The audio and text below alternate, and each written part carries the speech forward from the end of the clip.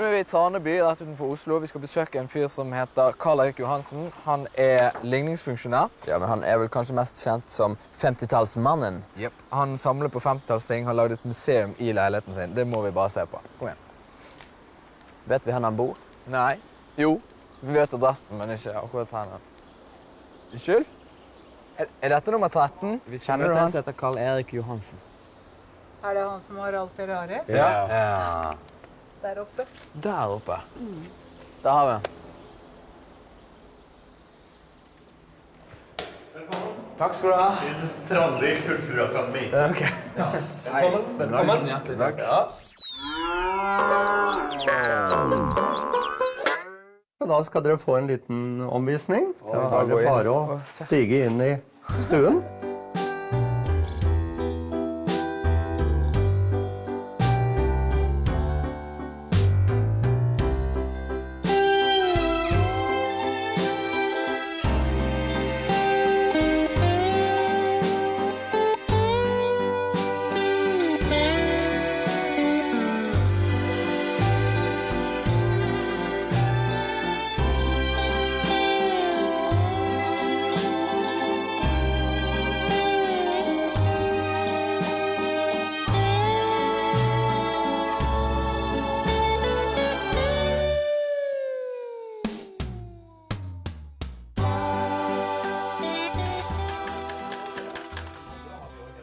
Nå vant jeg 10 kroner. Det hørte jeg. Du hørte det? Det er bra.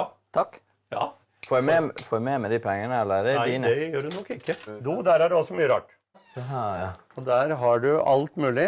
Så det er jo et rom som folk bruker litt tid på. De bruker litt tid på det? Ja. De kommer ikke ut med en gang. Ok, så de går og bæsjer når de er på besøk hos deg? Nei, det gjør de ofte ikke. Å nei, det er ikke derfor de bruker tid? Nei. Jeg blir så sur når folk bæsjer når de er på besøk hos meg. Ja, jeg skjønner ikke hvorfor de ikke gjør det før de... Nei, de kunne godt gjort det før. Det er greit og liksom det andre, det går greit. Men når du skal begynne med sånne... Ja. Det er litt sånn da. Det er ikke alltid så lett å tenke på, da. Nei, jeg skjønner det, men Vi ser litt på platerommet, vi. ja, vi ser litt på platerommet, vi. Å, helle min. Jeg tror kanskje du skulle hatt en litt modne hylle. Ja, men jeg har testet nå i flere år. Han holder akkurat med den vekta. Ja, ok. Og i tillegg til vinylen så ville jeg også at folk fikk se hvilke serieblader vi leste. Jeg hadde eget tivoli når det gjelder blader. Jeg hadde 8000 serieblader på Notodden. Jeg hadde eget tivoli hvor folk kom og spilte, kastet piler og baller, og kunne vinne igjen gamle blader som ikke de hadde lest. Og da fikk jeg alle de nye bladene hver onsdag. Så kjøpte folk blader, leste de og kom på tivoliet mitt og spilte det bort. Og vant gamle blader som ikke de hadde lest. Så ble det så mye blader at mutter sa at enten går du eller bladene. Så da hadde jeg ikke noe valg. Jeg måtte kvitte meg med bladene. Er det et sårt minne? Ja, det er det. Er det noe du ikke snakker med din mor så mye om? Vel, altså hun var en god mor, men akkurat med blader og det jeg samlet på hadde hun ingen forståelse for. Har du kjæreste? Ja, det har jeg. Men hun bor ikke her. Hun bor i Bærum. Så det er ikke plass til samboere her. Nei. Her er hobbyen som regjerer. Og se her, vet du. Så her er Jukebox. Hva hører du på?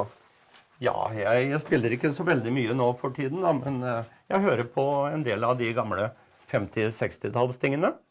Let's think about living. Ja, kjenner du den? Ja, visst.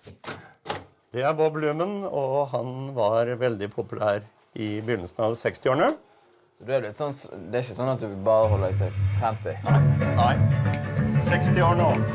Litt disco fra 70-årene. Det var sånn som felle godt satt. Og den blir det. Satt.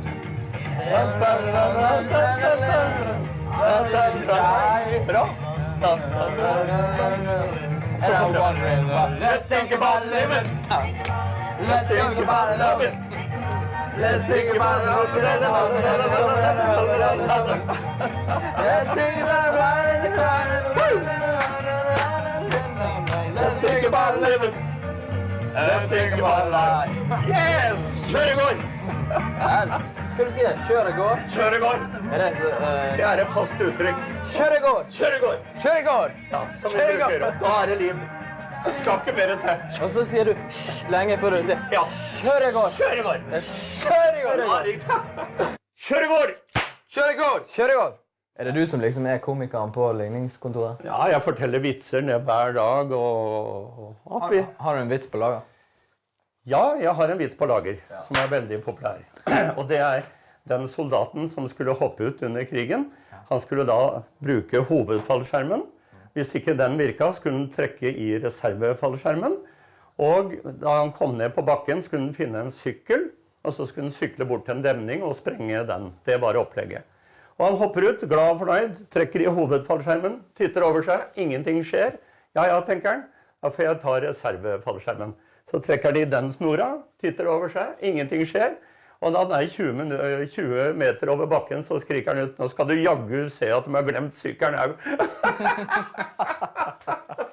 Jeg skjønte ikke det. Jo, det hjelper vel ikke å sykle når du klasker rett i bakken. Det er jo dau som er sviske, ikke sant? En ung pike savnet en venn. Derfor trykket hun inn en annonse i Aktuell Rapport. Hun fikk mange svar og sa begeistret til sin mor, «Se mor, jeg fikk 30 brev, og det ene er fra far.» Du trenger enten en god makker eller en god hånd. Du er altså døv for mine hete bønner, Gerd. Ja, det var synd.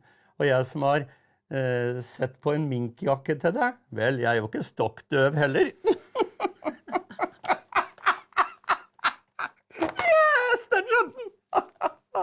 Endelig skjønte jeg det. Den var god. Den var god. Dette er et spill fra rundt 91. Jeg kan ikke ha gamle flipperspill, for det har jeg hatt, og de gikk i stykker alle sammen. Ja. Du vet, når 300-400 mennesker kommer her og spiller, da blir det stor slitasje. Ja. Triball ready. Nå blir det liv her. Oi, oi, oi, oi! Oi! Kjør i går! Kjør i går! Kjør i går! Oi, ja, hjelp å trøste. Nei, han redda meg! Kjør i går! Oi, nå er det under halvparten. Ja, ja! Kjør i går!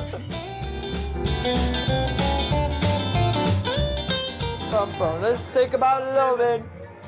Let's take a bottle of it. Er du litt tilbake i 50-årene nå? Nå er jeg tilbake med en gang. Er det deilig? Herlig. Ja. Høy lyd! Der banker han. Yes! Ja. Jesus! Ja, kjør i går. Kjør i går! Ja, riktig. Ja, det var Karl Erik. Han samlet på 50-tallsting, men jeg tror ikke det gjorde så veldig mye om det var fra 90-tallet eller 2000 eller whatever. Han var så glad. Han var så full i energi. Full i energi. Veldig glad i å danse. Plutselig så begynte han å danse. Let's take a ball living. Let's take a ball living. Ja, fyr.